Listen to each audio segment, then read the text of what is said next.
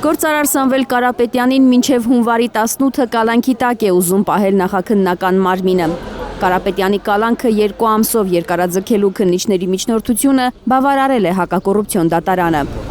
Բայց մինչև դատավոր Սարգիս Դադոյանը այսօր 11:30-ին կհրապարակեր իր որոշումը, 3:18:25-ին վարչապետի ընտանիքին պատկանող թերթն արդեն կանխորոշել էր դատական նիստի ելքը։ Այդքան խրթին իրավական հարցերի, բայց մյուս կողմից այդքան պրիմիտիվ անհիմն միջնորդության պայմաններում հայկական ժամանակը ամբողջը ասի, որ կալանքը պետք է երկարաձգվի։ Երկուշաբթի գրեթե 13 ժամ է դատարանը քննել Սամվել Կարապետյանի կալանքը երկարաձգելու հարցը։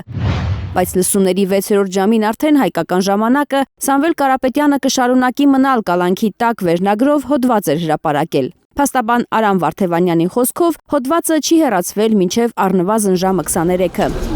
Երբ նիստի ընթացքում փաստաբանները ցույց են տվել Փաշինյանի ընտանիքին պատկանող թերթի հոդվածը, դատավոր Սարգիս Դադոյանը վրդովվել է։ Ու այդ նյութը ժամը 23:00-ի դրությամբ նույն կերպ պահպանված լինի, դատական նիստի ժամանակ ես եւ գործընկերներս բարձրաձայնենք այդ նյութի մասին, դատավորը արտահայտի իր վրդովմունքը, որ իբր ում տեղն ենք դրել իրեն,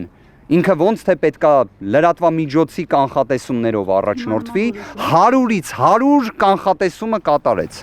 Այսօր արդեն հայկական ժամանակի կայքում երկուշաբթի 18:25-ին հրապարակված հոդվածը այս վերնագիրն ունի։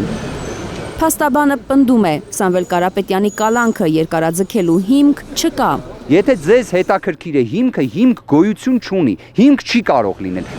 Նոյեմբերի 13-ին քննչական մարմինը Վճռաբեկ դատարանից ստացել է որոշում, որպեսզի կարողանա փողերի լվացման մեղադրանքով նոր հանգամանքներ գտնել Կարապետյանի կալանքը նորից երկարացնելու համար։ Մինչդեռ վերաքննիչը նույն մեղադրանքում կալանքը երկարաձգելու հիմք չէր տեսել։ Ըստ Վարդևանյանի, դատարանն իր այսօրվա որոշումը պատճառաբանել է, թե խրթին է գործը, պետք է պարզել։ Միակ ձևակերպումը, որ օգտագործվեց դատարանի կողմից, որ քանի որ իրավիճակը իրավական առումով խրթին է դատարանի համար, դրա համար ինքը թող 2 ամիսը տա, դրանից հետո, որ Վճռաբեկի եւ վերաքննիչ դատարանների իրար փաստացի հակասող որոշումներ կան։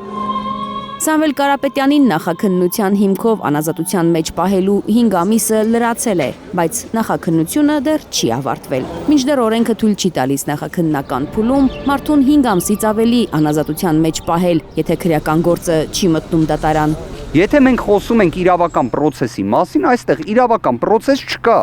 Այստեղ առաջին իսկ օրվանից իրավական process-ի նշույլ չկա։ Մենք ամեն անգամ պարզապես ելնելով նրանից, որ սա ի վերջո դատարան է կոչվում, այստեղ կա դատարանի շենք, բայց այստեղ բովանդակությունը արդարադատության կանխորոշվում է հայկական ժամանակի նյութով։ Իդեպ ես հաջորդ նիստից առաջ երևի թե խնդրելու եմ, որ գործընկերները կապ հաստատեն, փորձեն հասկանալ ինչ հրապարակում է լինելու, մենք էլ ըստ դրա մեր գործողությունները որոշենք։ Կարապետյանի գործին կցված 53 քննիչները անգործության են մատնված, պնդում են փաստաբանները։ Նախորդ անգամ կալանքը 1 ամսով երկարաձգելիս դատարանը պատճառաբանել էր, թե գործարարը կարող է խոչընդոտել նախաքննությանը։ Մինչդեռ այդ 1 ամսում Կարապետյանի մասնակցությամբ եւ նրան առնչվող որևէ քննչական գործողություն չի կատարվել։ Ոչ մի գործողություն, ես 1.5 րոպեանոց գործողություն անգամ չի կատարվել, հարգելիներս։ Փաստաբանները բազմիցս միջնորդել են, որ առերեսում լինի Սամվել Կարապետյանի դեմ վկայություն տվածների հետ։ Այդ միջնորդությունը շատ այլ միջնորդությունների նման չի բավարարվել։ Մենք միջնորդությամբ հանդես ենք գալիս, եթե կան այդպիսիք, մենք չունենք, որ կան այդպիսիք։ Իսկ կան, որոնք որ տնտեսական հանցագործության մասով դեմ են արտահայտվել Սամվել Կարապետյանին։ Ոչ, չունենք նման տեղեկատվություն։ Փաստաբանները պատրաստվում են բողոքարկել հակակոռուպցիոն դատարանի այսօրվա որոշումը։ Թերեզա Կադաևչյան, Հայկ Ավանեսյան, Արաքել Օհանյան, Հայլուշ։